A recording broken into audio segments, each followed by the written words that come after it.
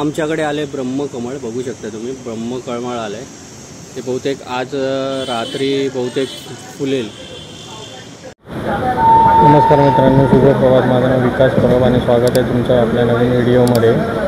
तर आज आम्ही चाललो आहे ठाण्यावरनं कुडाळला. आमचं थोडं काजूबागेचं काम आहे त्याच्यासाठी. तर तुम्हाला मी आज दाखवण्याचा प्रयत्न करणार आहे पावसामध्ये बाहेरचे काय काय नजारे असतात ते, आणि गावाला गेल्यावर आम्ही काय काय करणार आहे ते.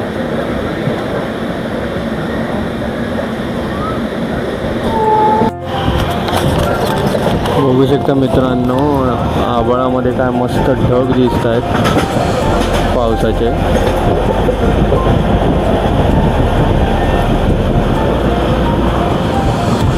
सूर्यदेवांचं आगमन झालेलं आहे सकाळी सकाळी.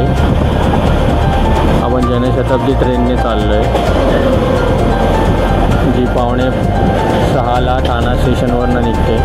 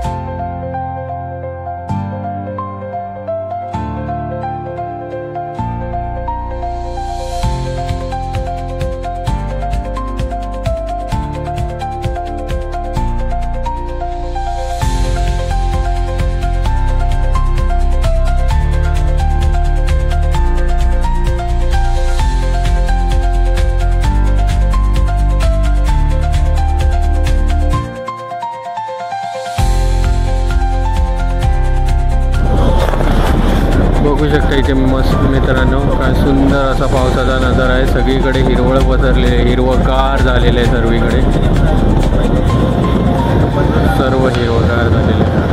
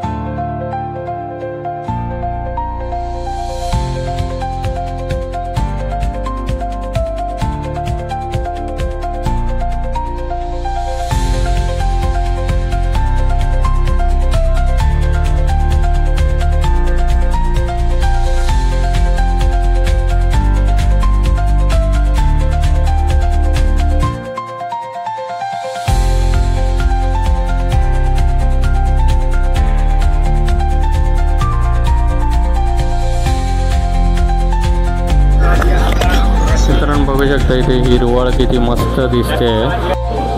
बघू शकता तुम्ही हा डोंगर किती सुंदर असा दिसतोय.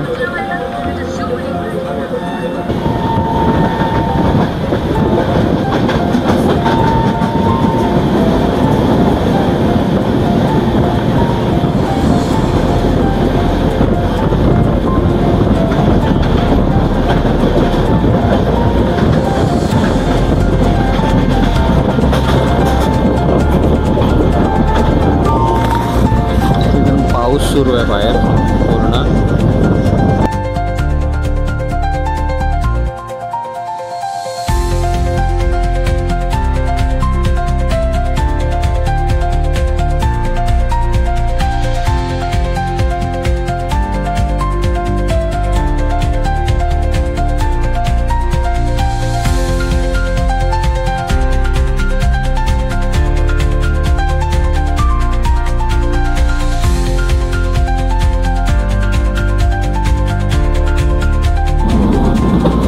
शेती बघू शकता तुम्ही,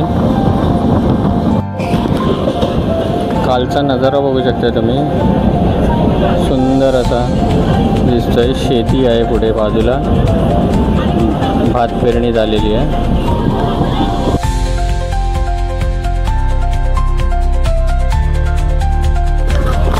बघू शकतो इथे काय सुंदर नजारा झाला आहे. ती छोटी टुमदार घरं आणि त्या बाजूला पूर्ण हिरवगार शेत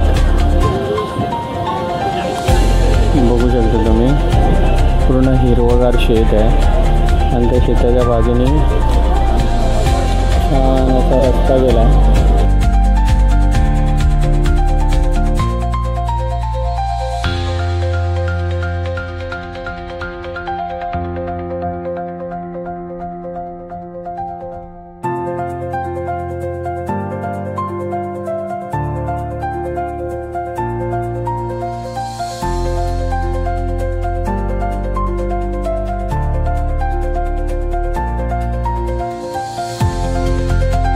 एकदा तरी कोकणामध्ये जाताना जनशताब्दीने सकाळच्या टायमाला पावसाळ्यामध्ये प्रवास करा. नयनरम्य दृश्य, सगळीकडे पसरलेली हिरवळ, अतिशय सुंदर वातावरण.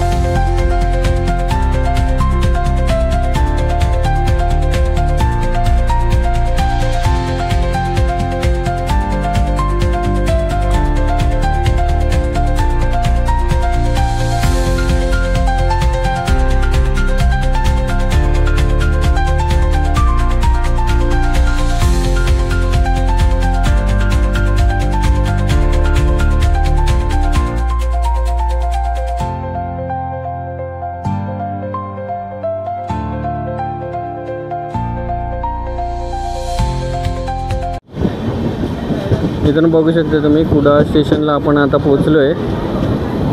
आता कुडाळ स्टेशनवरनं आम्ही आता घरी जाणार आहे आमच्या. आता दुपारी वाजले 3:15. जनशताब्दीने आलो आहे आम्ही, पण ट्रेन लेट आहे त्यामुळे 3:15 वाजलेत. 2:20चा टाईम आहे कुडाळचा तिचा. पण काही एमर्जन्सी असल्यामुळे आपल्याला थोडी विलवडे आणि वैभववाडीमध्ये गाडी थांबली होती, त्यामुळे गाडी थोडी लेट झाली. आणि आधीच लेट होती गाडी, पण 2 पेशंट गाडीमध्ये असे होते की ज्यांना हार्ट अटॅक आला. आणि एका पेशंटचं बहुतेक त्यांना जोराचा हार्ट अटॅक आल्यामुळे आणि मेडिकल टीम आपल्याला लवकर न उपलब्ध झाल्यामुळे त्यांना वैभववाडीमध्ये हॉस्पिटलमध्ये हलवण्यात आलं. पण रेल्वेमध्ये मी बघितलं की आपल्याला मेडिकल जी सहायता जेवढ्या लवकर मिळायला पाहिजे तेवढ्या लवकर आपल्याला मिळाली नव्हती. आणि त्यामुळे 139ला कॉल केला आपण, पण 139ला कॉल करूनसुद्धा त्यांनी सांगितलं वैभववाडीला ॲम्ब्युलन्स आम्ही ठेवतो अरेंज करून, पण अरेंज झाली नव्हती. 10 मिनटं झाली तरी 10 काय बहुतेक त्यांना 15 मिनटं झाली आणि पेशंटसुद्धा नव्हता.